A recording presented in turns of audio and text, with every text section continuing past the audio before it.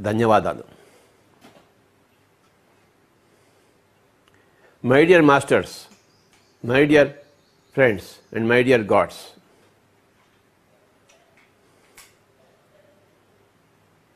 ప్రతిసారి ఒక్కొక్క అంశాన్ని మనం తీసుకుని దాని గురించి మనం తెలుసుకుంటున్నాం. ఒక్కొక్క కాన్సెప్ట్ గురించి మనం తెలుసుకుంటున్నాం. ఈరోజు దృష్టిని బట్టే సృష్టి ఉంటుంది అని తెలుసుకుందాం. మనం చూపుని బట్టే చూడబడేది ఉంటుంది.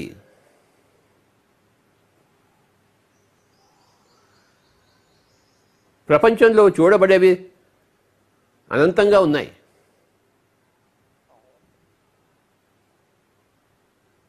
కానీ మన చూపుని బట్టే అవి మనకి ప్రత్యక్షమవుతాయి, లేకపోతే అవి కనుమరుగవుతాయి. మనకు కనపడవు, అవి ఉన్నా కానీ మనకు కనపడవు. చూపును బట్టి చూడబడేది ఉంటుంది, గుర్తుంచుకుందాము.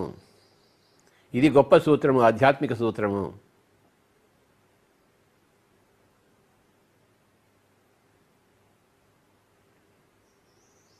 చూపును బట్టి చూడబడేది ఉంటుంది. ఇప్పుడు నేను ఇక్కడ ఉన్నాను, నా పక్కన టీవీ ఉంది, నేను ఇటువైపు చూసాను అనుకోండి, నాకు టీవీ కనబడుతుంది. నా తల వెనకాల తిప్పి చూసాను అనుకోండి, నాకు కర్టెన్ కనబడుతుంది. నా చూపు నా ముందర ఉంటే నా వెనకాల ఉంటే నాకు కనబడదు కదా. నాకు కనపడటం లేదంటే అక్కడ లేనట్టు కాదు, అక్కడ ఉంది అది. కానీ నేను నా చూపును బట్టే నాకు కనపడేది ఉంటుంది. ఇటువైపు తిప్పితే నాకు గోడ కనబడుతోంది, ఇటువైపు తిప్పితే టీవీ కనబడుతోంది. ముందు చూస్తే కెమెరా కనబడుతుంది, కెమెరామ్యాన్ కనబడుతున్నాడు. వెనక చూస్తే నా యొక్క ఈ కర్టెన్ కనబడుతుంది. ఇవన్నీ ఉన్నాయి గదిలో, కానీ నా చూపును బట్టే అది నాకు ప్రత్యక్షమవుతుంది. ఇప్పుడు నా చూపు ఆ కెమెరా మీద ఉంది, ఆ కెమెరామ్యాన్ మీద ఉంది, అవే నాకు కనబడుతున్నాయి బాగా ప్రస్ఫుటంగా. నా చూపుని ఇటు తిప్పానుకోండి, ఓహో ఇక్కడ టీవీ ఉందా అని నాకు తెలుస్తుంది, ఇక్కడ లైట్ ఉందా అని తెలుస్తుంది, పైన ఫ్యాన్ ఉంటే ఫ్యాన్ ఉందా అని తెలుస్తుంది. పైకి వెళ్తే పైకి చూపిస్తే ఫ్యాన్ కనబడుతుంది, కింద చూస్తే నేల కనబడుతుంది. అన్నీ ఉన్నాయి, కానీ నా చూపు ఎక్కడ ఉంది, అది పాయింట్.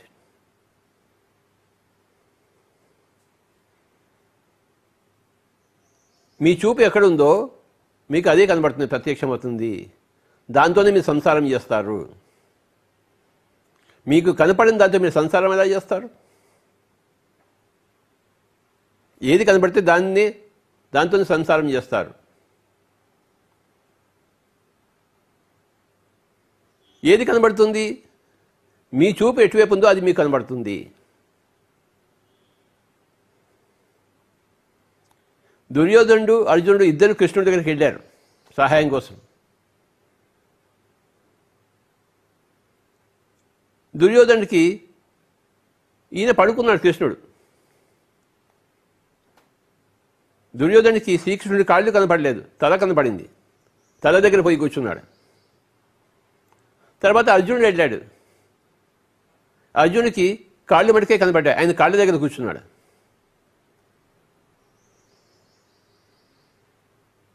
శ్రీకృష్ణుడు పడుకుని ఉన్నాడు, ఆయన కళ్ళు తెరిచాడు.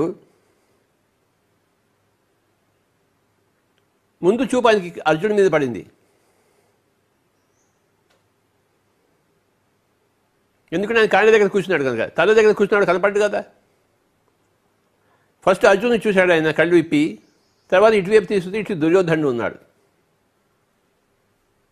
ఏమిటి పొద్దున్న ఇద్దరు వచ్చారు అని అడిగాడు.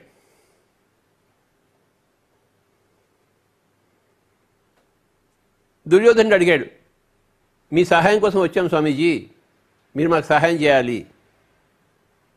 అవునా? అర్జునుడు అడిగాడు, ఎందుకు వచ్చావు నాయన అంటే, సహాయం కావాలి స్వామీజీ అని చెప్పేసి. యుద్ధం జరగబోతోంది కదా, సహాయం కావాలి. సహాయం కావాలా? ఓకే, నేను సహాయం చేస్తాను. నేను ఒక పక్కన ఉంటాను, నా సైన్యం అంతా ఒక పక్కన ఉంటుంది. రెండింటిలో ఏది కావాలో ఒకటే కోరుకోండి, మీరు రెండూ లభించవు. అని అనుకుంటుండగా దుర్యోధనుడు నాకు ఫస్ట్ ఛాన్స్ రావాలని ఉబలాట పడుతున్నాడు. ఎందుకంటే ఆయనకి సైన్యం కావాలి. ఎక్కడ అర్జునుడు సైన్యం అడుగుతాడేమో అని చెప్పేసి ఆయన లోపల గోలపడుతున్నాడు. ఆయన ఆరాటం చూశాడు. స్వామీజీ నన్ను ఫస్ట్ అడగనండి అన్నాడు దుర్యోధనుడు. కాదు కాదు, నిన్ను నేను ఫస్ట్ చూడలేదు, అర్జునుడిని ఫస్ట్ చూశాను అన్నాడు. కానీ నేను ఫస్ట్ వచ్చాను అన్నాడు దుర్యోధనుడు. ఈ గదిలోకి నేను ఫస్ట్ వచ్చాను, మీరు అది గమనించటం లేదు అన్నాడు. నేను చూడలేదా నిన్ను, నా చూపు నీ మీద లేదు, నేను చూసింది ఫస్ట్ అర్జునుడిని.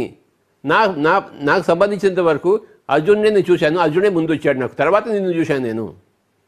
నా లాజిక్ నాకు ఉంటుందని చెప్పాడు. నీ లాజిక్ నీ దగ్గర ఉన్నప్పుడు ఫస్ట్ అర్జునుడిని అడుగుతాను, నీకేం కావాలయ్యా, నేను కావాలా, నా సైన్యం కావాలా? అర్జునుడు ఎప్పుడు సైన్యం కోసం రాలేదు, దుర్యోధనుడు సైన్యం కోసమే వచ్చాడు. కృష్ణుడు అక్కర్లేదు దుర్యోధనుడికి, కృష్ణుడికి వాల్యూ తెలియదు. అర్జునుడు వెంటనే స్వామీజీ థ్యాంక్ యూ వెరీ మచ్, నన్ను ఫస్ట్ అడిగించినందుకు, నాకు మీరే కావాలి, మీ సైన్యం అనవసరం, నాకు మీరు నా దగ్గర ఉంటే చాలు అన్నాడు. వెంటనే దుర్యోధనుడికి ఎగిరి గంతేసినట్టు పడేసినది. అంతకి వెతకబోయిన తీగ కాలికి చుట్టుకున్నట్టు అనిపించింది. తాను కోరుకున్నదే తనకు జరుగుతోంది. అర్జునుడు పనికిరాని కృష్ణుని అడిగాడు, నాకు మిగతాదంతా నాదే, ఆ సైన్యం అంతా నాదే అని సంబరపడ్డాడు. తర్వాత దుర్యోధనుడు అడిగాడు, స్వామీజీ ఇంకేముంది, నువ్వు అటువైపు వెళ్ళు, నీ సైన్యం నాకే ఇచ్చేసే అన్నాడు. తథాస్తు అన్నాడు కృష్ణుడు. చూశారా, చూపును బట్టే చూడబడేది ఉంటుంది. కృష్ణుడు ఫస్ట్ అర్జునుడిని చూశాడు. అర్జునుడు అడిగాడు, నీకేం కావాలి నాయన అని చెప్పేసి. తర్వాతే ఇటు చూపు మనకి బదిలించాడు. తల దగ్గర ఉన్న వాడికి ఇటువైపు తిరిగి చూశాడు.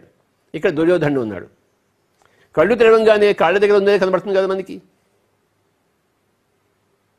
ఇది గొప్ప సన్నివేశం మహాభారత యుద్ధంలో. చూపును బట్టి చూడబడేది ఉంటుంది. ఇంకో సన్నివేశం తెలుసుకుందాం. అటువైపు భీష్ముడు ఉన్నాడు సేనానాయకుడుగా కౌరవులకి, ఇటువేమో అర్జునుడు యుద్ధం చేస్తున్నాడు మిగతా వాళ్ళు. 10 రోజులు అయిపోయింది. భీష్ముడు అంతా సర్వనాశనం చేస్తున్నాడు పాండవుల సైన్యాన్ని. పాండవులేమో ముందుకు వెళ్ళలేకపోతున్నాయి, ఎందుకంటే భీష్ముడు అడ్డంగా ఉన్నాడు అక్కడ. 10 రోజులు అయిపోయింది. 1 కాదు, 2 కాదు, 3 కాదు, 4 కాదు, 5 కాదు, 6 కాదు, 7 కాదు, 8 కాదు, 9 కాదు, 10 రోజులు అయిపోయింది. కృష్ణుడు ఇదంతా చూస్తున్నాడు, రథసారథి కదా. కోపం వచ్చింది కృష్ణుడికి. అర్జునుడి వైపు కోపంగా చూశాడు. ఏమిటి నువ్వు చేస్తున్నావు, మీ తాతగారిని ఎందుకు చంపడం లేదు?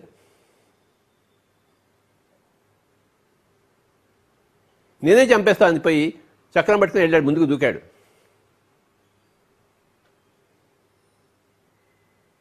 అక్కడ యుద్ధంలో ఒక చక్రం ఉంటే రథచక్రం, ఆ రథచక్రం తీసి తానే పరిగెత్తాడు, చంపేస్తాను నేనే భీష్ముడు అని చెప్పేసి. అర్జునుడు వచ్చి కాళ్ళ వెళ్ళ పట్టుకున్నాడు. ఎందుకంటే కృష్ణుడు చెప్పకూడదు, ఆయన చెప్పిన దానికి ఆయన విరుద్ధంగా చేస్తున్నాడు, చేయక తప్పలేదు ఆయనకి.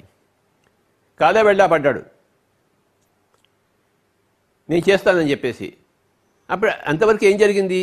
ఈయన నా తాత నా తాత నా తాత అని యుద్ధం చేస్తున్నాడు. ఆయన ఏం యుద్ధం చేస్తాడు నా తాత అనుకుంటే? తాతను చంపలేడు కదా. నా తాత కాదు, అక్కడ ఉన్నది నా ప్రత్యర్థి, ఒక సేనా నాయకుడు, దుష్టుడైన కౌరవులను సపోర్ట్ చేస్తున్నవాడు అని అనుకుని యుద్ధం చేస్తే జయించేవాడు. కానీ ఈయన నా తాత అనుకుని యుద్ధం చేస్తున్నాడు. అంటే ఆ చూపును బట్టి చూడబడేది ఉంటుంది. అర్జునుడు ఒక మనవడిగా చూస్తున్నాడు, ఆయన తాత అయ్యాడు. అర్జునుడు ఒక ధర్మయుద్ధం చేస్తున్నట్టు అక్కడ అధర్మ యుద్ధానికి ఎగెన్స్ట్గా ఉంటే వేరే ఆ తీరు వేరేగా ఉండేది. ఈయన మనవడిగా చూస్తున్నాడు అక్కడ నా తాత అని చెప్పేసి. అందుకే 10 రోజులు అయిపోయింది. అది శ్రీకృష్ణుడికి నచ్చలేదు. కనుకనే ఆ అర్జునుని దృష్టిని మరల్చాడు, చూపుని తిప్పాడు, చూపుని మార్చాడు. అప్పుడు అర్జునుడు నిశ్చయించుకున్నాడు,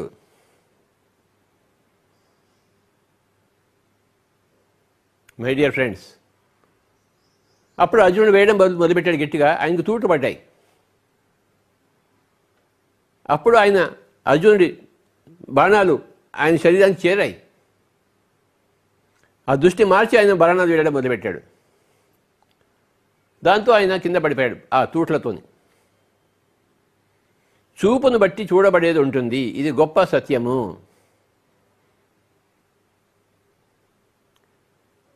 మహాభారతం కానీ రామాయణం కానీ ఏదైనా కానీ గొప్ప గొప్ప సత్యాలను మనకి ఇస్తుంది. మనకి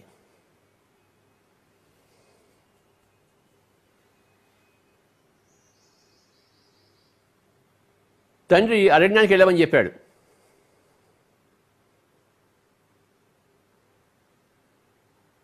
శ్రీరాముడు వెంటనే ఒప్పుకున్నాడు. ఆయన మనసులో ఏ ఇతర భావన లేదు. సరే స్వామి, సరే తండ్రి అన్నాడు, వెళ్ళిపోయాడు.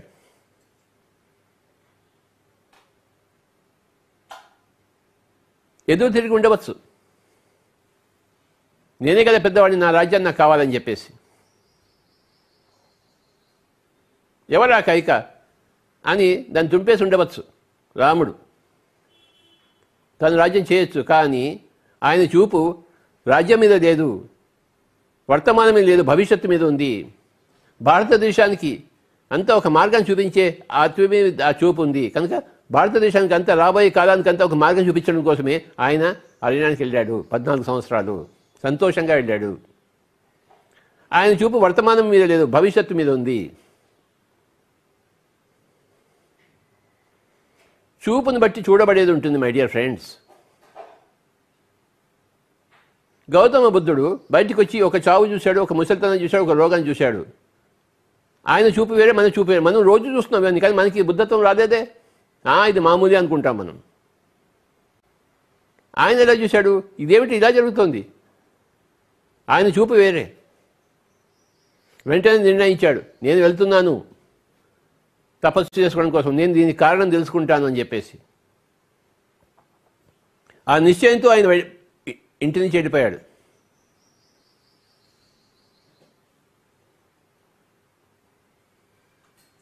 ఆయన చేసిన సన్యాసాన్ని ఏమంటారు? వివిధిష సన్యాసం అంటారు. 4 రకాల సన్యాసాలు ఉన్నాయి. మర్కట సన్యాసము, ఆపత్ సన్యాసము, వివిధిష సన్యాసము, విద్వత్ సన్యాసం. 4 రకాల సన్యాసం ఉన్నాయి. ఆయన చేసింది వివిధిష సన్యాసం. ఈ 4 గురించి చెప్తాను. ఒకటేమో మర్కట సన్యాసం, రెండవదేమో ఆపత్ సన్యాసము, మూడవదేమో వివిధిష సన్యాసము, నాలుగవదేమో విద్వత్ సన్యాసం. నువ్వు ఏ విధంగా సన్యాసం తీసుకుంటున్నావో దాన్ని బట్టి నీ సన్యాసం ఉంటుంది. సన్యాసం అంటే వదిలిపెట్టేసడము. ఏం వదిలిపెడుతున్నావు నువ్వు? మర్కట సన్యాసం చూద్దాం. ఇంట్లో పెళ్ళాలతో కొట్లాడుతున్నాడు వాడు, ఎవడో ఒకడు మొదనష్టపు వాడు. వాడికి సంసారం మీద విరక్తి పట్టింది, ఆ పెళ్ళ మీద ఆ పిల్లల మీద విరక్తి పట్టింది. ఊరు వదిలి వెళ్ళిపోయాడు, హిమాలయాలకు వెళ్ళాడు. అక్కడ ఇంకో ఊరు వచ్చింది, అక్కడ ఇంకో అమ్మాయి దొరికింది, వెంటనే పెళ్లి చేసుకున్నాడు. అక్కడ ఇంకో సంసారం పెట్టాడు. అంటే వీడు ఏం వదిలిపెట్టేసినట్టు వీడు లెక్క. ఒక సంసారం మీద విరక్తి పట్టి ఇంకో సంసారం వెతుకున్నాడు వాడు, అంతే. ఇక్కడ ఊర్లో ఏమో వీడు సన్యాసించాడు అని ఉంటుంది, కానీ అక్కడ పోయి వాడు వేరే సన్యాసం పెట్టుకున్నాడు, వాడు వేరే సంసారం పెట్టుకున్నాడు. ఈ రకమైన సన్యాసాన్ని ఏమంటారు తెలుసా? మర్కట సన్యాసం, కోతి సన్యాసం అంటారు. ఇకపోతే రెండవ సన్యాసము ఆపత్ సన్యాసం. ఒకడు ఉంటాడు బాగా ధనికుడు, వాడు చచ్చిపోయే ముందు ఇంకో 2 నిమిషాలు చచ్చిపోతానంటే నేను సన్యాసిస్తున్నాను, నాకు ఇప్పుడు ఏం అక్కర్లేదు అంటాడు. వాడు ఎలా అనిపోతున్నాడు వాడు ఏమనుకుంటాడు, ఇప్పుడు నేను సన్యాసిస్తే నాకు 5 లోకాల్లో అంత ఇన్సూరెన్స్ ఉంటుంది కదా అని చెప్పేసి పాలసీ. అదే ముందరే వాడు సన్యాసించాడు, ఎందుకంటే ఇంకా చావు రాలేదు. వాడు చావు దగ్గరకు వచ్చినాడు, ఆపద వచ్చినప్పుడు వాడు సన్యాసిస్తాడు. చచ్చిపోయిన తర్వాత వేరే లోకం కావాలి, మంచి లోకానికి వెళ్ళాలని చెప్పేసి. అది కూడా వ్యాపారమే వాడికి. దీన్ని ఆపత్ సన్యాసం అంటారు. ఇంకో 2 నిమిషాలు చచ్చిపోతుంటే వీడు సన్యాసించినట్టు. నాకు ఇప్పుడు నా పెళ్ళాం కాదు, నా మొగుడు కాదు, నా ఇల్లు కాదు, నా పిల్లలు కాదు, నా ఆస్తి కాదు, నేను సన్యాసిస్తున్నాను అంటాడు. అప్పుడే పడుకున్నాడు వాడు, మంచం మీద పడుకున్నాడు. 2 నిమిషాలు చచ్చిపోతాడు వాడు, నేను సన్యాసిస్తున్నాను అంటాడు.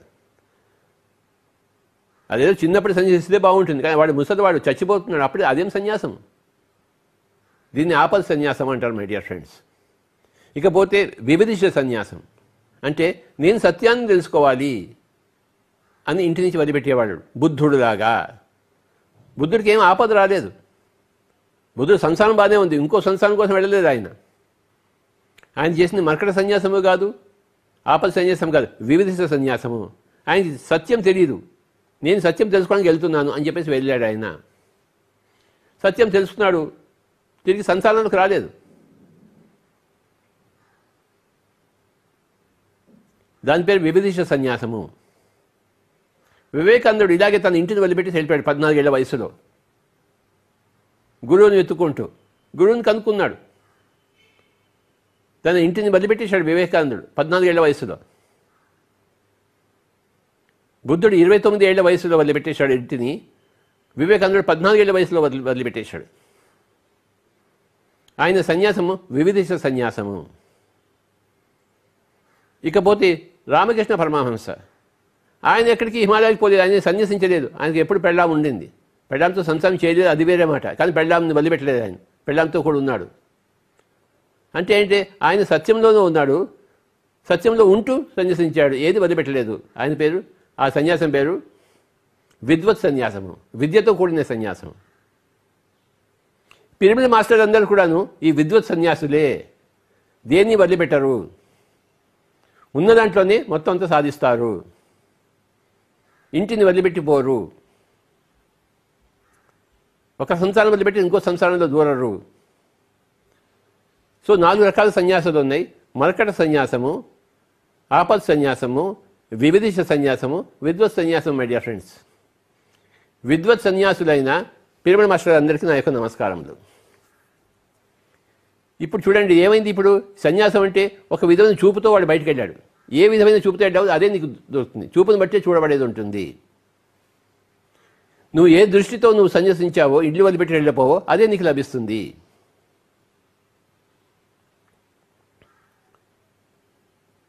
ఆపద సన్యాసి ఇల్లు వదిలిపెట్టిపోలేదు, చచ్చే సమయంలో ఇన్సూరెన్స్ పాలసీ తీసుకున్నాడు. వివిధిష సన్యాసి ఇల్లు వదిలిపెట్టిపోయాడు, ఉన్నది వదిలిపెట్టేశాడు, ఒక భవిష్యత్తు మీద కోరికతో వెళ్ళాడు, వర్తమానాన్ని వదిలిపెట్టేశాడు. పొందాడు ఆయన, బుద్ధుడు పొందాడు, వివేకానందుడు పొందాడు. విద్వత్ సన్యాసులు ఈ వర్తమానాన్ని వదిలిపెట్టలేదు, వదిలిపెట్టకుండా భవిష్యత్తును పట్టుకున్నారు. ఎంత గొప్ప విషయం. వర్తమానాన్ని వదిలిపెట్టకుండా, సన్యసించకుండా భవిష్యత్తును పట్టుకోవడమే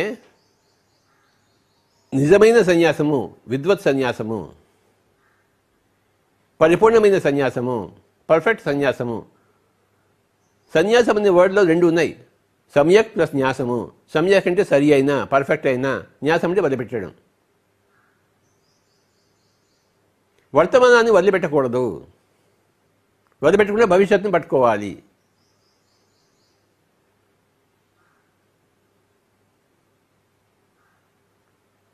నేలను వదిలిపెట్టేసి నింగిలో సాము కాదు, నేల మీద కాళ్ళు ఉంటూ నింగిలో సాము చేయాలి మనం. అంతవరకు మనకి పైకి ఎదగాలి మనం. ఆకాశం మన తల తలిగేంత వరకు మన శరీరాన్ని పెంచుకోవాలి, నేల మీద కాళ్ళు ఉంటూ. వర్తమానాన్ని వదిలిపెట్టేసి నింగిలో సాము కాదు. మన చూపు ఎలా ఉంది, మనకు వర్తమానం కావాలి, భవిష్యత్తు కావాలి, అది మన చూపు. పిరమిడ్ మాస్టర్ల చూపు, వర్తమానం ఉంటుంది, భవిష్యత్తు లభిస్తుంది. వర్తమానాన్ని వదిలిపెట్టేస్తే భవిష్యత్తు అనుకుంటే అదొక అదానే ఉంటుంది. అది నువ్వు ఏదనుకుంటే అది అవుతుంది. నీ ఆత్మ చూపు ఎలా ఉందో నీ యొక్క జీవితం సార్థకం అలా అవుతుంది. ఆత్మ ఏ విధంగా చూస్తోంది అదే లభ్యమవుతుంది. చూపును బట్టే చూడబడేది ఉంటుంది, కోరికను బట్టే పొందబడేది ఉంటుంది.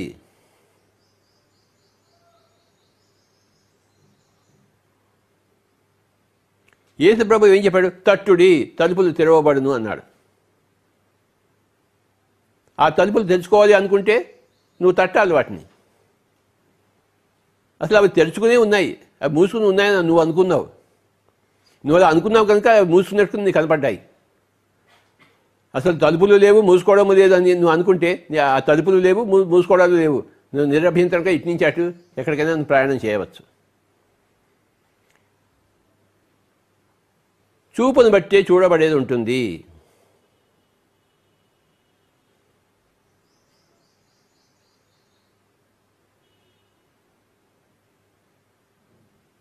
చూపు అంటే దృష్టి.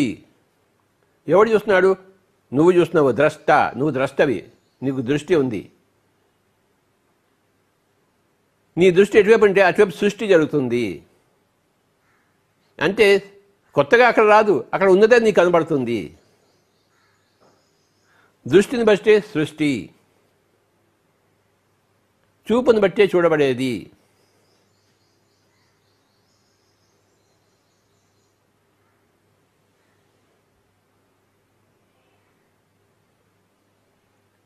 ఉదాహరణకు ఈ కరోనా చూద్దాం. కరోనా ఎలాంటిది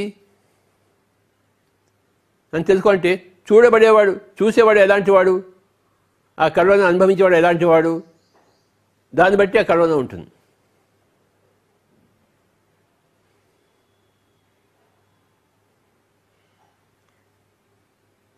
ఈ కరోనా అనేది ఎలా ఉంటుందంటే అది నీ బట్టి ఉంటుంది.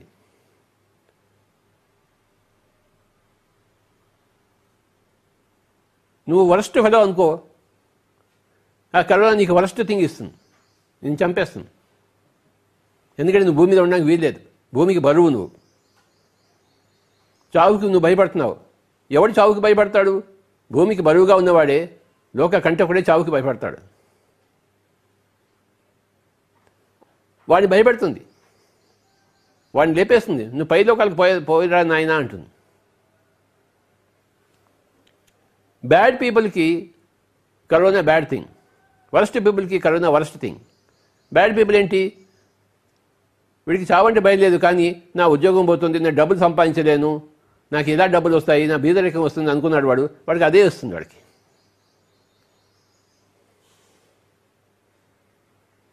మంచి గుడ్ పీపుల్కి కరోనా గుడ్. ఓహో, నాకు ఇన్ని రోజులకి నాకు సమయం దొరికిందే, నేను కాస్త విశ్రాంతిగా నా కుటుంబ సభ్యులతో ఉంటాను, ఇన్ని రోజులు లేను, డబ్బులు పోతే పోయినాయి, ఇంకో మళ్ళీ సంపాదించుకోవచ్చు, ఇప్పుడు నీ కుటుంబంతో హాయిగా ఉంటాను కదా అని వాడు గుడ్ ఫెలో. కరోనా వాడికి గుడ్గానే ఉంటుంది. వాడికి ఇక బెస్ట్ ఫెలో పిరమిడ్ మాస్టర్స్. ఓహో, నేను ఇంకా బోల్డ్ పుస్తకాలు చదువుకోవచ్చు, భగవద్గీత చదువుకోవచ్చు, ఉపనిషత్తు చదువుకోవచ్చు, ఇంకా ధ్యాన సాధన చేయొచ్చు ఇంట్లో కూర్చుని అని అనుకుంటాడు. కనుక వాడికి ఆ కరోనా బెస్ట్గా ఉంటుంది. అంటే వీడి చూపును బట్టే ఆ కరోనా అలా ఉంది. అది వరస్ట్గా ఉందా, బ్యాడ్గా ఉందా, నెగిటివ్గా ఉందా, పాజిటివ్గా ఉందా, గుడ్గా ఉందా, బెస్ట్గా ఉందా, ఎవరికి? ఎవరెవరి చూపును బట్టి ఆ కరోనా అలా కరుణిస్తుంది, లేకపోతే శపిస్తుంది. నువ్వు శాపానికి అర్హుడైతే నీకు శపిస్తుంది, నువ్వు వరానికి అర్హుడైతే నీకు వరాలు ఇస్తుంది. నీ బట్టి అది ఉంటుంది. Corona is worst thing for worst people, bad thing for bad people, good thing for good people and best thing for best people. ఇప్పుడు కరోనా ఏమిటి? వరస్ట్ అయిందా, బ్యాడ్ అయిందా, గుడ్ అయిందా, బెస్ట్ అయిందా? అది స్వతహాగా ఏమీ కాదు. నువ్వు దాన్ని ఎలా తీసుకుంటావో అది అలా నీకు అయింది. చూపును బట్టే చూడబడేది అయింది. My dear friends,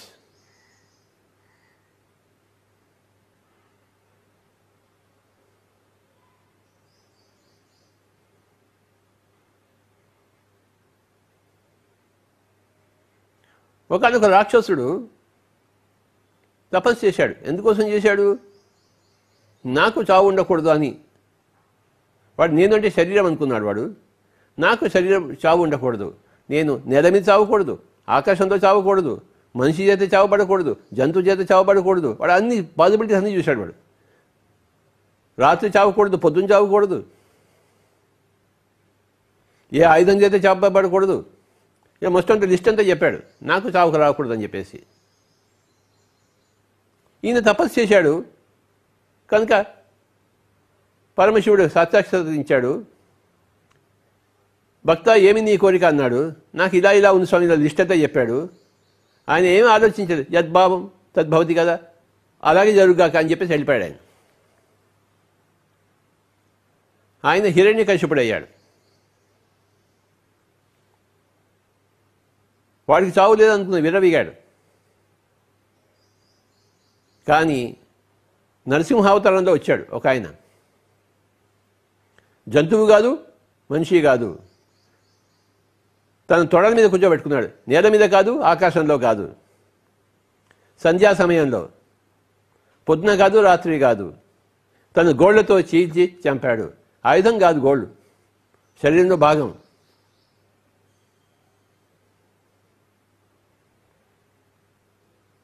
A ప్రాబ్లంకైనా solution ఉంటుంది. నేను చావను అనుకున్నాడు వాడు చచ్చిపోయాడు. నేను శరీరం అనుకుంటున్న వాళ్ళందరూ చచ్చిపోవాల్సిందే. ఎన్ని తపస్సులు చేసినా, ఎన్ని గొంతమ్మ కోరికలు కోరినా, ఎన్ని వరాలు పొందినా నువ్వు చావవలసిందే.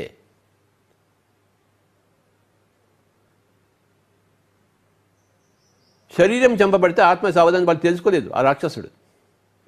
నేను శరీరమే అనుకుంటున్నాడు. కనపడేదే సత్యం అనుకున్నాడు. వాడికి కనపడేదే సత్యం అవుతుంది. వాడి చూపుని బట్టి వాడు చూడబడేది అవుతుంది.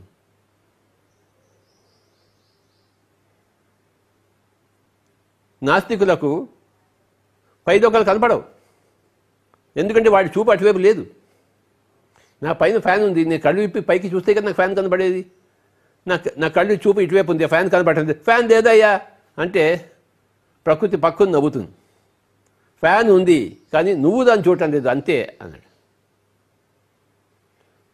ఒక ఊర్లో ఏమైందంటే ఒక తల్లి, ఒక కొడుకు ఒక తల్లిని పోగొట్టుకున్నాడు. తల్లిని పోగొట్టుకుని ఆ కూడలిలో ఏడుస్తున్నాడు వాడు. ఒక యోగి అటు నుంచి వెళ్ళాడు. ఎందుకయ్యా ఏడుస్తున్నావు అన్నాడు. నా తల్లి చచ్చిపోయింది స్వామీజీ అన్నాడు ఏడుస్తూ. అప్పుడు యోగి నవ్వుతూ అన్నాడు, నీ తల్లి చచ్చిపోలేదయ్యా, నీ తల్లిని చూసే కళ్ళు నీకు చచ్చిపోయా అన్నాడు. నీ తల్లి బతికే ఉంది కానీ ఆ తల్లి చచ్చిపోయింది అనుకుంటున్నావు. ఎందుకంటే ఇప్పుడు నీ తల్లిని నువ్వు చూడగలిగే నీ కళ్ళు చచ్చిపోయాయి, నీ తల్లి చచ్చిపోలేదు అన్నాడు. ఎంత చక్కగా చెప్పాడు చూడండి. నీ తల్లిని చూసే చూపు నీ దగ్గర లేదు కనుక నీ తల్లి కనబడటం లేదు. నాకు నీ తల్లి కనబడుతోంది. ఎందుకంటే ఆయన యోగి ధ్యానం చేశాడు. మూడో కన్ను ఉంది ఆయనకి ఆ తల్లి ఎందుకు కనబడదు? పక్కనే ఉంది వాడికి, పక్కనే. కానీ ఆ తల్లి వాడికి కనపడలేదు. నా తల్లి పోయిందో అని ఏడుస్తున్నాడు వాడు. పక్కనే ఉన్న తల్లి వీడికి కనపడటం లేదు కనుక ఆవిడ లేదు అనుకుంటున్నాడు వాడు. ఆవిడ నిజంగానే లేదు. ఈ అబ్బాయికి ఆవిడ నిజంగానే లేదు. ఎందుకంటే వీడు చూస్తే కదా ఆవిడ చూడబడేది ఉంటుంది. పైన నేను తలకాయ తిప్పితేనే నాకు ఫ్యాన్ కనబడుతుంది, లేకపోతే కనపడదు. అది నాకు కనపడకపోయినంత మాత్రం అది లేదు అనుకోవడం మహామూర్ఖత్వము. అది నీకు కనపడటం లేదు అంతే. అది ఉంది అక్కడ. నీ చూపు అటువైపు ప్రసరించబడలేదు కనుక అది నీకు ప్రస్ఫుటం కాలేదు, అది నీకు వ్యక్తం కాలేదు. అది అక్కడ వ్యక్తంగానే ఉన్నా, అది అందరికీ వ్యక్తంగానే ఉన్నా, నీకు మటుకు అది అవ్యక్తం. నీ చూపు అటువైపు లేదు. అర్జునుడు అడిగాడు కృష్ణుడిని, నేను వీళ్ళందరినీ ఎందుకు చంపాలి? అర్జునుడు అందరినీ శరీరాలుగానే చూస్తున్నాడు. నేను వీళ్ళందరినీ చంపను, భిక్షాటన ఎత్తుకుంటాను అన్నాడు. పక్కన నవ్వాడు కృష్ణుడు. నువ్వెవరు వాయి చంపేది? ఆత్మ చంపబడదు, చావదు. అగ్నిలో వేసిన ఆత్మ చావదు, కాల్చబడదు, నీటితో తడపబడదు. నైనం చిందంతి శస్త్రాణి నైనం దహతి పావకః నైనం క్లేదయంతి ఆపో నశోషయతి మారుతః. కృష్ణుడు ఆత్మను చూస్తున్నాడు, అర్జునుడు శరీరాన్ని చూస్తున్నాడు. నరుడు, ఆయన నారాయణుడు. నరుడు ఎప్పుడు శరీరాన్ని చూసేవాడు. శరీరాన్ని అదొకటే ఉన్నది అనుకున్నవాడే నరుడు. ఆత్మను తెలుసుకున్నవాడే నారాయణుడు.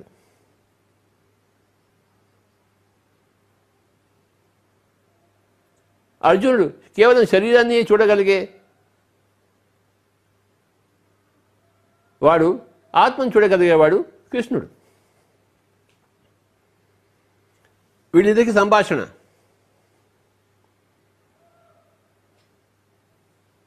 చిన్నపంచి అర్జునుడు ధ్యానం చేయలేదు, విలువిద్య నేర్చుకున్నాడు. కానీ శ్రీకృష్ణుడు చిన్నపంచి ధ్యానం చేశాడు. అదే వాళ్ళిద్దరికీ ఉన్న తేడా. ఈయన నరుడుగా మీది పడ్డాడు, ఆయన నారాయణుడు అయ్యాడు.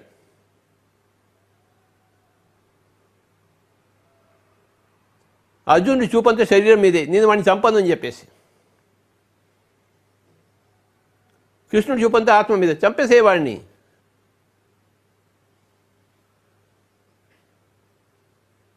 హతోవా ప్రాప్తసి స్వర్గం జిత్వా వా భోక్ష్యసే మహీం. నువ్వు వాడిని చంపావనుకో, ఆ యుద్ధం నువ్వు చచ్చావనుకో, నువ్వు స్వర్గానికి వెళ్తావు. నువ్వు వాడిని చెప్తే వాడు స్వర్గానికి వెళ్తాడు.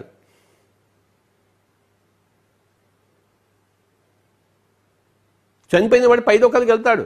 ఆయన చూశాడు అవన్నీ ఆయన కనబడుతుంటాయి అవన్నీ. ఆయనకి 3వ కన్ను ఉంది, ఆయనకి గొప్ప 3వ కన్ను. చిన్నప్పటి నుంచి ధ్యానం చేశాడు ఆయన.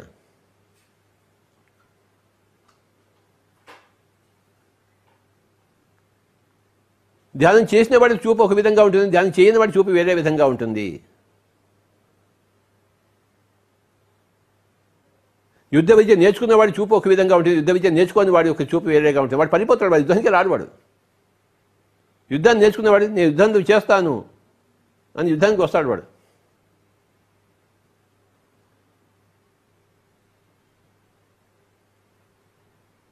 ఉత్తరాకుమారుడు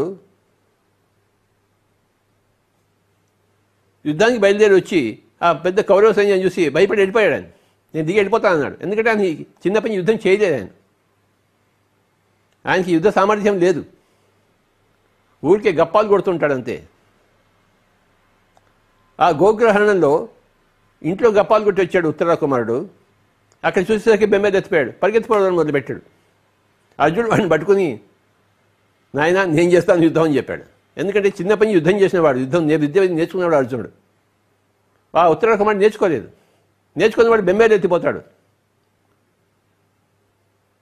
వాడి చూపు అలా ఉంది, చూడబడే అలా ఉంది. అర్జునుడు చూపు వేరే, యుద్ధ విద్య నేర్చుకున్నవాడు.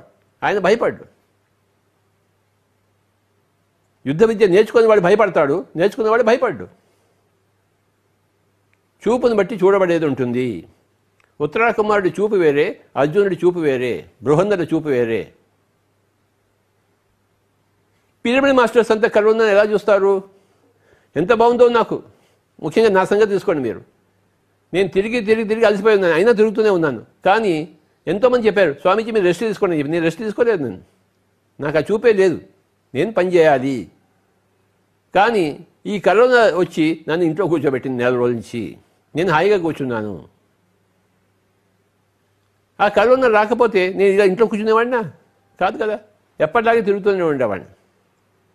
ఊపిరి ఉన్నంత వరకు తిరుగుతూనే ఉండేవాడిని. కానీ నాకు ఊపిరి ఉంది, కానీ ఈ కరోనా వల్ల ఇంట్లో కూర్చోవడం మొదలుపెట్టాను. నాకు తప్పలేదు. Okay, accept.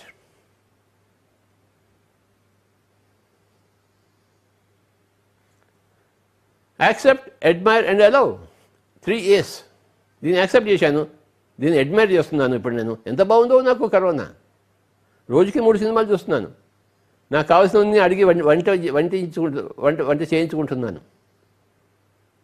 పిఎంసీ వాళ్ళే నా ఇంటికి వచ్చి నాకు ఇవన్నీ రికార్డ్ చేస్తున్నారు. నేను వాళ్ళ పిఎంసీ ఆఫీస్కి వెళ్ళక్కర్లేకుండా నాకు కావాల్సిన పుస్తకాలన్నీ చదువుకుంటున్నాను.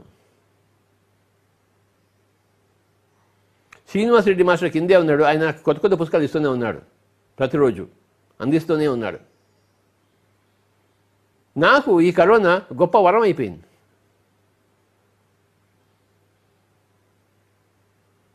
ఒక 1,00,000 మంది చనిపోయారు వేరే అన్ని దేశాలు కలిపి. వాళ్ళకి అది శాపం అయిపోయింది. వాడు నేను శరీరం అనుకుంటున్నాడు, ఆ శరీరాన్ని తీసేసింది. శాపం కాకపోతే ఇంకేంటి?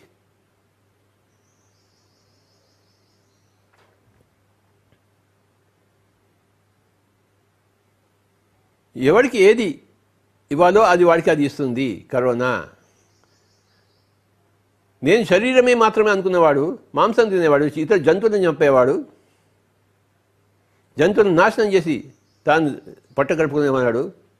ఆ చైనాలో ఏ జంతువు కదా కనపడిన వాళ్ళు ఇలా పట్టుకుని ఇలా తినేస్తారు అంతే. రాగా నోట వేసుకుంటారు అంతే. ఆ ఎలకని, ఆ తేలుని, ఆ జెర్రిని, ఆ వానపాముని. అంటే అవన్నీ చచ్చిపోవాలి, వీడొక్కడే బతికి ఉండాలి.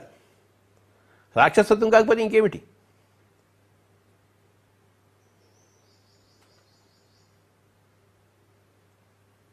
ఎలాంటి వాళ్ళకు ఉన్నారో అలాంటి వాళ్ళకి ఆ విధంగానే కరోనా చూపుతుంది. చూసేవాడి దృష్టి బట్టి చూడబడేది ఉంటుంది. My dear friends, corona is worst thing possible for worst possible people. Corona is bad for bad people. Corona is good for good people. And corona is best thing possible for best possible people. నాకు ఇది బెస్ట్గా ఉంది. ఇన్ని రోజులు నేను తిరిగి అలసిపోయి ఉన్నాను, అయినా తిరుగుతూనే ఉన్నాను. ఇప్పుడు నాకు మంచి ఊరట కలిగింది, మంచి రెస్ట్. నేను బాగా పడుకుంటున్నాను, నిద్రపోతున్నాను, టీవీ సినిమాలు చూస్తున్నాను, పుస్తకాలు చదువుకుంటున్నాను, మంచి వంటలు చేస్తూ భోజనం చేస్తున్నాను, అందరితో హాయిగా ఇంట్లో కూర్చొని గప్పాలు కొడుతున్నాను ఫోన్ తీసుకుని. నాకు ఇంతకన్నా ఏం కావాలి?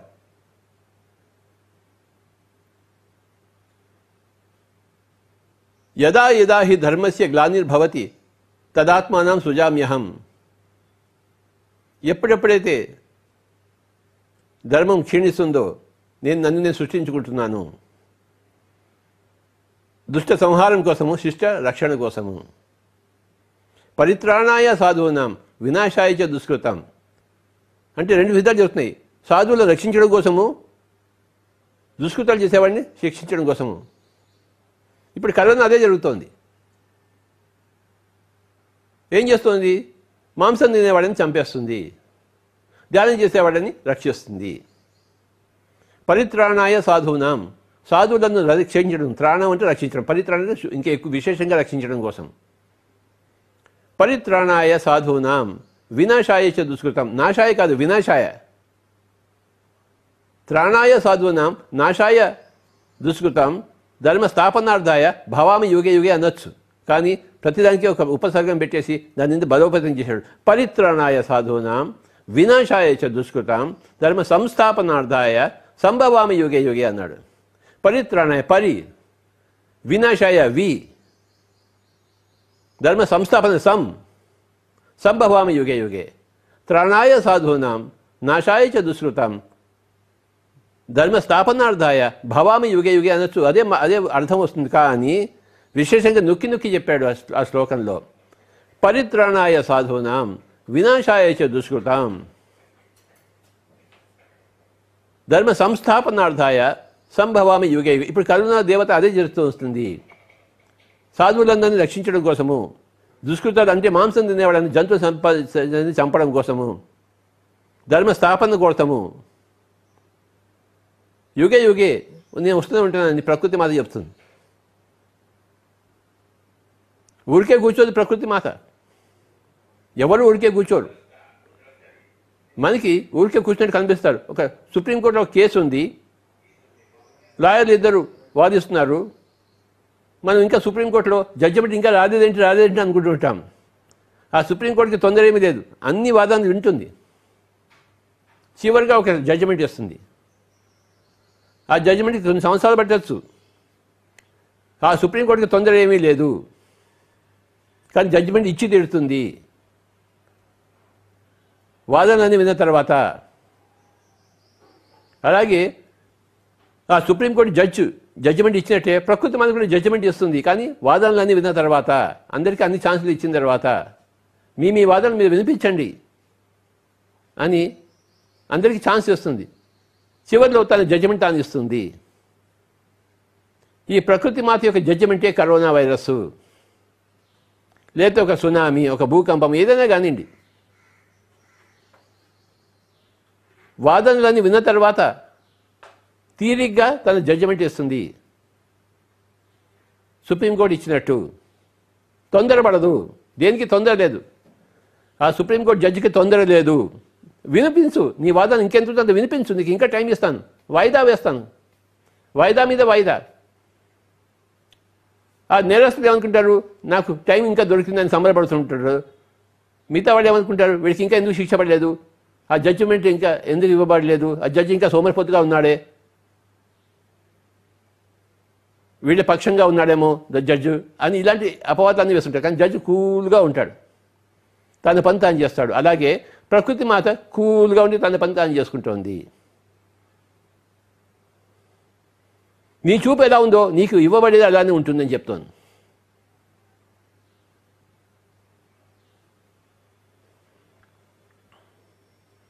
నీ చూపుని బట్టి నేను ఉన్నానని చెప్తుంది ప్రకృతి మాత. నేను నీకు వరమో శాపమో అది నువ్వే చూసుకోవాలి, ఎంచుకోవాలి నువ్వు. నీ దృష్టి లోపభూయిష్టంగా ఉంటే నేను ఒక విధంగా ఉంటాను. నీ చూపు గుడ్ సమారిటన్గా ఉంటే, లోక కళ్యాణకారిగా ఉంటే నేను ఇంకో విధంగా ఉంటాను. చూపును బట్టే చూడబడేది ఉంటుంది. ఇది గొప్ప సూత్రము సృష్టిలో.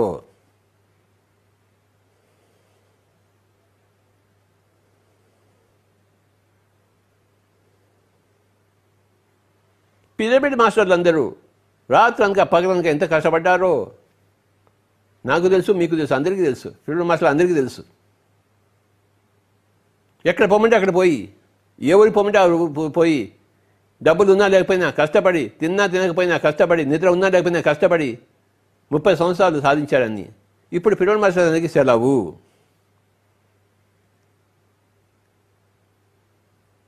పృథ్వీమాత చెప్పింది, మీరందరూ ఇంకా రెస్ట్ తీసుకోండి, మీకు రెస్ట్ ఇది.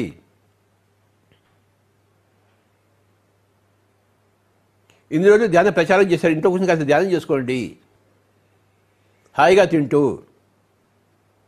మీరు హాయిగా ఉంటేనే ప్రపంచాన్ని హాయిగా ఉంచగలరు.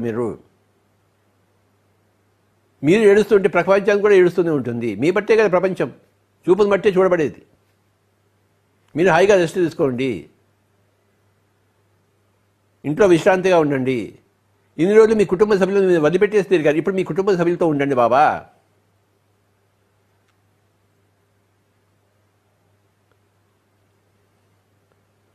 So remember these 4 points. Karuna is the worst thing possible for worst possible people.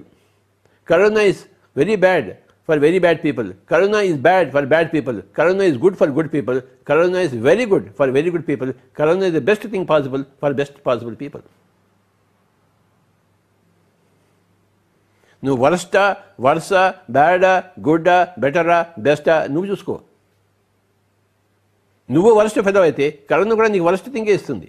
నువ్వు వరస్ట్ ఫెలో అయితే కరోనా నీకు వరస్ట్గానే ఉంటుంది. నువ్వు బ్యాడ్ ఫెలో అయితే కరోనా నీకు బ్యాడ్ అవుతుంది. నువ్వు గుడ్ ఫెలో అయితే కరోనా నీకు గుడ్ అవుతుంది. నువ్వు బెటర్ ఫెలో అయితే కరోనా నీకు బెటర్ థింగ్స్ ఇస్తుంది. నువ్వు బెస్ట్ ఫెలో అయితే corona is the best thing for you.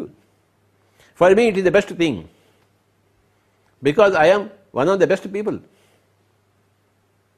So corona నాకు ఏం చేస్తుంది? నాకు బెస్టే ఇస్తుంది, ఇచ్చింది. ఇప్పుడు ఈ సంవత్సరం అంతా కరోనా ఉన్నా నాకు బెస్టే. నేను హాయిగా ఇంట్లో కూర్చుంటాను.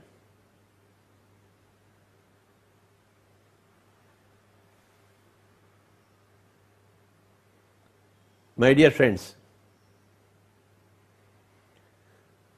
నీ చూపును బట్టే నీ ప్రపంచం ఉంటుంది, నీ వాస్తవం సిద్ధిస్తుంది. You create your own reality through your దృష్టి, త్రూ యువర్ చూపు. You create your own reality. Corona నీకు రియాలిటీని ఇవ్వదు. నీ రియాలిటీ ఏదో అది నీకు ఇస్తుంది. నీ రియాలిటీ నువ్వే నిశ్చయించుకుంటావు, నేను నిశ్చయించను. అర్జునుడు కోరుకున్నదే అర్జునుడు పొందాడు, దుర్యోధనుడు కోరుకున్నదే దుర్యోధనుడు పొందాడు. దుర్యోధనుడు సైన్యాన్ని కోరుకున్నాడు, అర్జునుడు కృష్ణుడినే కోరుకున్నాడు. వాళ్ళు కోరుకున్నదే వాళ్ళకి లభించింది. కృష్ణుడు ఏం పక్షపాతి కాడు. వాళ్ళు ప్రగాఢంగా ఏది కోరుకున్నారో అదే వాళ్ళకి ఇచ్చారు. చూసారా? దుర్యోధనుడికి కృష్ణుడు అక్కర్లేదు, అర్జునుడికి కృష్ణుడి సైన్యం అక్కర్లేదు. అదే పొందారు వాళ్ళు. ముందు వచ్చినా తర్వాత వచ్చినా, ముందు అడగబడినా తర్వాత అడగబడినా వాళ్ళకి కోరిక వాళ్ళకి నెరవేరింది. అది సృష్టి యొక్క ధర్మము. ఎవరికి ఏది కావాలో అది వాళ్ళకి ఇస్తుంది. హిరణ్యకశిపుడు తపస్సు చేశాడు, నా ఇలా చాపకూడదు అలా చాపకూడదు, ఇచ్చేశాడు శివుడు. ఆలోచించేవాడు వాడు, ఇచ్చేస్తాడు అంతే. తర్వాత తిరిగి ప్రాబ్లం సాల్వేషన్. ఎవడు అడిగినా వాడికి అది లభించబడుతుంది. సృష్టి ధర్మము.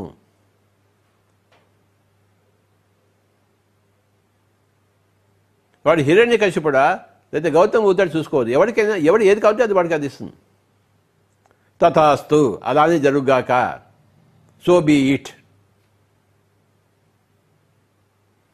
మనకేది కావాలో మనమే తెలుసుకోవాలి. మన చూపు ఎలాంటిదో మనమే తెలుసుకోవాలి బాబా. ఫ్యాన్ ఉందో లేదో తెలుసుకోవడానికి నీ కళ్ళెత్తి చూడాలి. పరలోకాలు ఉన్నాయో లేదో తెలుసుకోవడానికి నేను ధ్యానం చేయాలి. ఇహలోకపు చూపుని కట్టేసేస్తే పరలోకపు చూపు వస్తుంది. నేను పైన ఉన్న ఫ్యాన్ చూడాలంటే నా ముందున్న కెమెరాని చూడడం మానేసి పై వైపు నా కళ్ళు తిప్పాలి. నా కళ్ళు ఉన్నాయి, కానీ నా కళ్ళని పై వైపు తిప్పితే ఓహో ఫ్యాన్ ఉందా, ఇందాక నుంచి నాకు తెలియదే. ఫ్యాన్ ఉన్నా నేను వాడుకోలేదే ఫ్యాన్ని అని తెలుస్తుంది. ఇప్పుడు ఫ్యాన్ తిప్పబోయే ఫ్యాను గాలి వస్తుంది అంటాను నేను. కానీ ఫ్యాన్ ఉన్నదే గాలి కోసం, పైలోకాలు ఉన్నవాళ్ళే నీకు సహాయం చేయడం కోసం. కానీ అవి ఉన్నాయనే నీకు తెలియదు, నువ్వు ఎలా వాళ్ళు ఎలా సహాయం చేస్తారు? ఫ్యాన్ వేయవయ్యా, నవ్వుకాన్ ఫ్యాన్ వేయి, కెమెరా ఫ్యాన్ చూపించమ్మా. ఇప్పుడు అందరికీ ఫ్యాన్ కనబడుతుంది. ఇక్కడ ఉంది ఫ్యాన్. ఫ్యాన్ తిప్పడం చూపించింది ఆయన. కనబడుతుందా ఫ్యాను? తిరుగుతుందా ఫ్యాను? తిరుగుతుందా? అంటే ఇప్పుడు నువ్వు కెమెరా తిప్పావు కనుక ఆ కెమెరా కనబడుతోంది. ఇంతకుముందు కెమెరా మరి నా వైపు చూపు, కెమెరా కనబడుతుందా ఇప్పుడు? లేదు, చూడటం లేదు. ఆ ఫ్యాన్ కనబడితే తిప్పరా అంటాము. పైలోకాలు ఉన్నాయని తెలుసుకుంటే పైలోక మాస్టర్స్ మాకు సహాయం చేయండి అని కోరుకుంటావు. వాళ్ళు సహాయం ఇస్తారు. వాళ్ళు సహాయం ఇవ్వడం కోసమే ఉన్నారు. ఫ్యాన్ ఎందుకు ఉంది? గాలిని ఇవ్వడం కోసమే ఉంది. కానీ నువ్వు ఫ్యాన్ ఉన్నప్పుడు ఫ్యాన్ని చూడలేదు నువ్వు. ఇక ఫ్యాన్ స్విచ్ ఆన్ ఎలా చేస్తావు? నీ గాలి ఎలా వస్తుంది?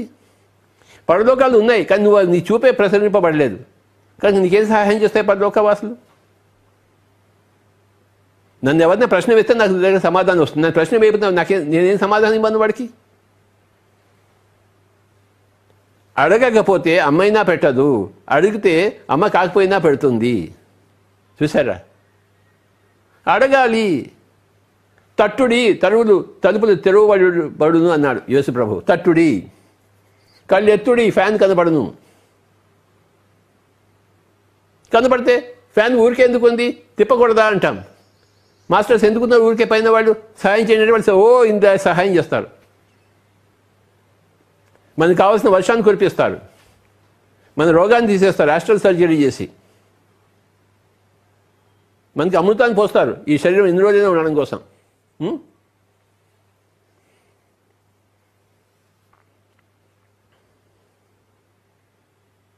సీతాదేవి లంకలో 1 సంవత్సరం ఉంది, ఏమీ తినలేదు ఆవిడే, ఏమీ తాగలేదు, అయినా బతికుంది. ఎందుకని అమృతాన్ని పూశారు దేవతలు.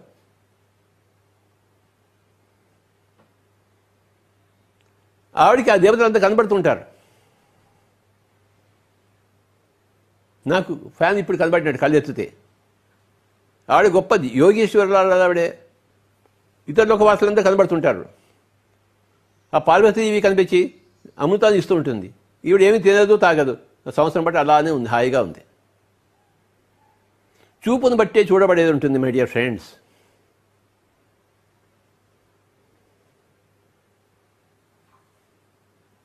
మీ చూపును మార్చుకోండి. అలా అద్భుతంగా మార్చుకున్న వాడే పిరమిడ్ మాస్టర్స్. ఇప్పుడు మనం కాసేపు ధ్యానం చేద్దాం. చేతుల్లో చేత పెట్టుకుందాం, పాదాలు 2 క్రాస్ చేసుకుందాం, కళ్ళు 2 మూసుకుందాం, శ్వాస మీద ధ్యాస పెడదాం my dear masters. The best thing to do in this lockdown is meditation. We are given abundant time under the best possible conditions. Stay at home and do meditation antondi Corona. I am giving you the best possible thing because you are the best possible person. Be with your breath, my dear friends. You have your breath. You have your guru with you. You don't have to go anywhere else. మీ గురువు దగ్గర మీరు కూర్చోండి, మీ శ్వాస దగ్గర మీరు ఉండండి, మీకు అన్నీ లభిస్తాయి. ఆ హిరణ్యకశ్యపుడికి లభించినప్పుడు మీకెందుకు లభించదు? ఆ బుద్ధుడికి లభించినప్పుడు మీకెందుకు లభించదు? ఆ పరమశివుడికి అన్నీ లభించినప్పుడు మీకెందుకు లభించదు? మీ చూపు మీ లోపలికి మరల్చండి. Seek ye the kingdom of God and his righteousness first, and then all else will be added unto you అన్నాడు యేసు ప్రభు. Where is the kingdom of God? మీ లోపలే ఉంది. మీ చూపు మీ లోపలికి ప్రసరించండి. మీ శ్వాసతో కూడింటే లోపలికి ప్రసరింపబడుతుంది. శ్వాస మీద ధ్యాస మై డియర్ ఫ్రెండ్స్. బహిర్ప్రపంచం నుంచి మీ చూపును మరల్చి అంతర్ప్రపంచంలో ఉండండి. బహిర్ముఖులంతా అంతర్ముఖులు కండి. అంతర్యానములు చేద్దాము.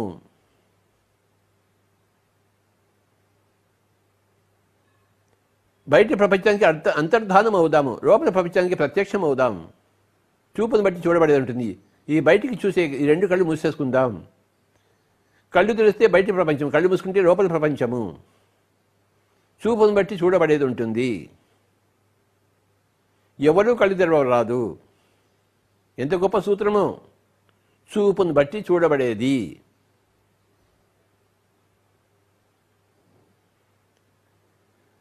ఎవరి వాస్తవానికి వాడే సృష్టికర్తలు.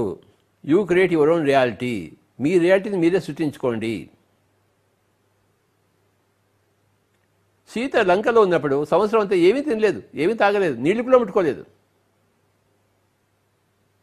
ఆ రాక్షసులు ఇచ్చిన నీటిని కొద్దిగా ఫస్ట్లో తాగింది, మాయా ప్రపంచంలో మునిగిపోయింది. తర్వాత పార్వతీదేవి చెప్పింది, నువ్వు ఆ నీళ్లు తాగకు, ఆ ఫుడ్ తినకు అని చెప్పేసి. ఆ రాక్షసులు తయారు చేసే నీళ్లు నీకు వద్దు. ఆ రాక్షసులు తయారు చేసిన ఫుడ్ నీకు, అది ఫుడ్ కాదు, అది పాయిజన్. అది అప్పంచి ఆవిడ ఉపవాసంలో ఉండేది, విశేషమైన ఉపవాసం, ఒక సంవత్సరపు ఉపవాసం. నీటి కూడా తాగలేదు, కానీ ఆవిడ హాయిగా బతికే ఉంది, అమృతంతో తాగి. ఆ దేవతలు వాళ్ళకి ఇచ్చారు, ఆవిడకి ఇచ్చారు. ఎవరూ కళ్ళు తెరవరాదు. శ్వాస మీద ధ్యాస మై డియర్ ఫ్రెండ్స్. శ్వాసానుసంధానం. ఉచ్ఛ్వాస నిశ్వాసాలతో కూడి ఉందాం. ఎంత గొప్పదో ఈ లోచూపు ధ్యానం. ధ్యానం అంటే లోచూపు. Inner vision, inner existence, inner worlds becoming accessible. లోచూపు. విజన్ ఉంది మనకి, ఎంతసేపు అవుటర్ విజన్ ఉంది. అదే విజన్ని మనం ఇన్వర్ట్ చేయాలి. ఇన్నర్ విజన్గా రూపొందిస్తే ఇన్నర్ వరల్డ్స్ అన్నీ ప్రస్ఫుటమవుతాయి. చూపును బట్టి చూడబడేది ఉంటుంది.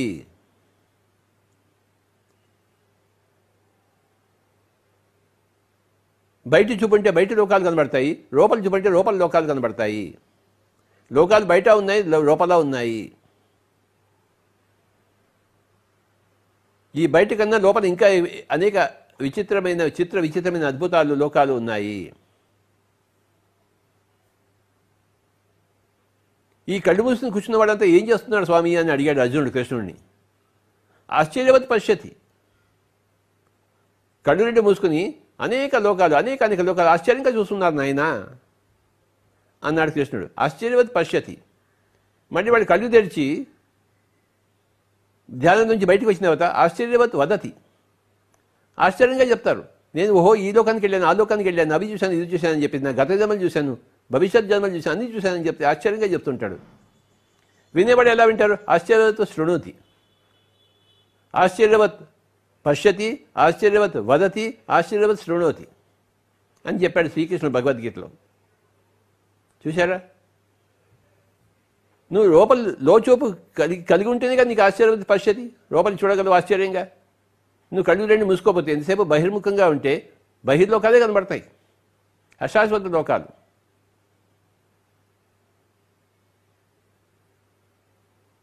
విశేషంగా దుఃఖాన్ని కలిగించే లోకాలు.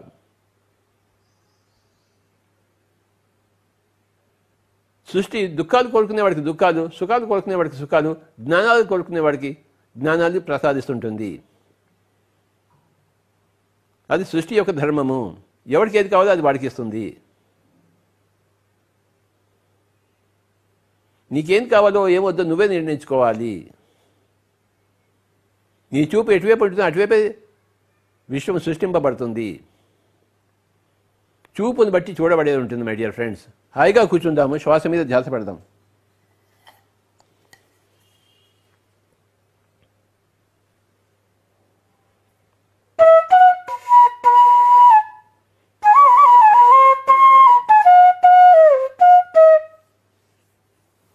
ఎవరూ కళ్ళు తెరవకూడదు. శ్వాస మీద ధ్యాస. Be with your breath. Normal, natural, easy, soft, simple, tender, peaceful, tranquil breath, my dear friends. Be with your breath.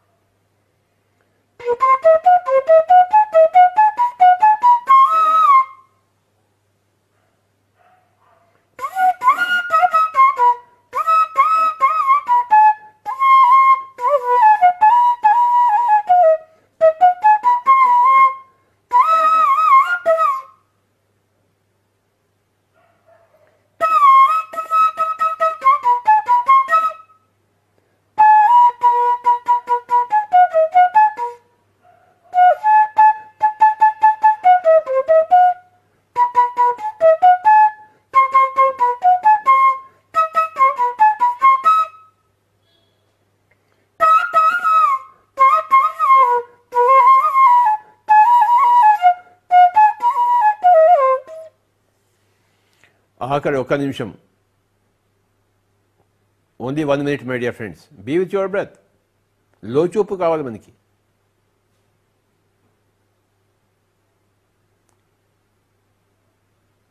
లోకాలు మనం చూడగలగాలి, లో సత్యాలు తెలుసుకోవాలి మనం. దానికి లోచూపు అవసరం.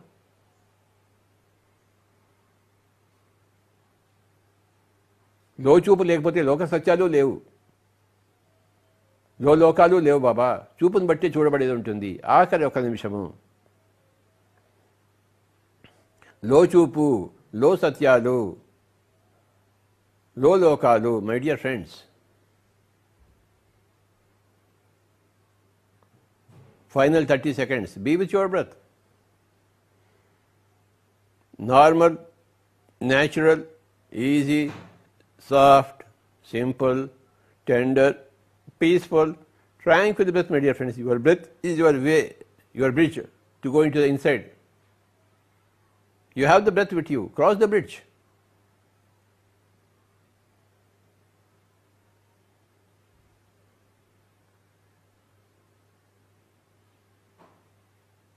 The breath is the bridge between outer worlds and inner worlds.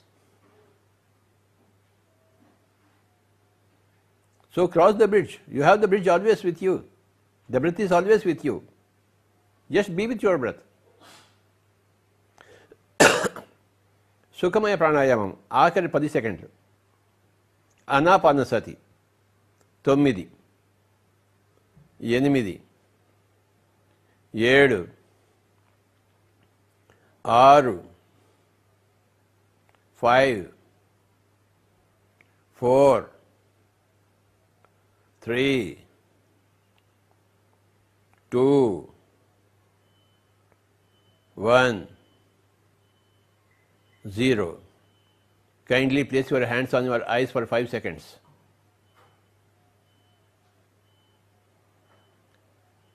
When you open your eyes, you will come back to the outer world.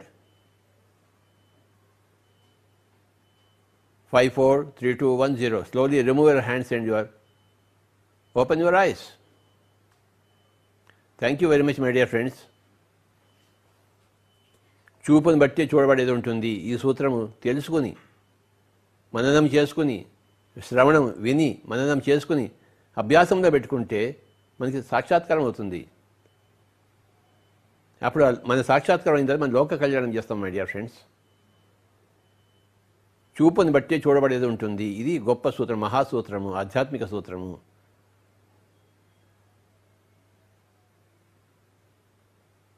Thank you very much.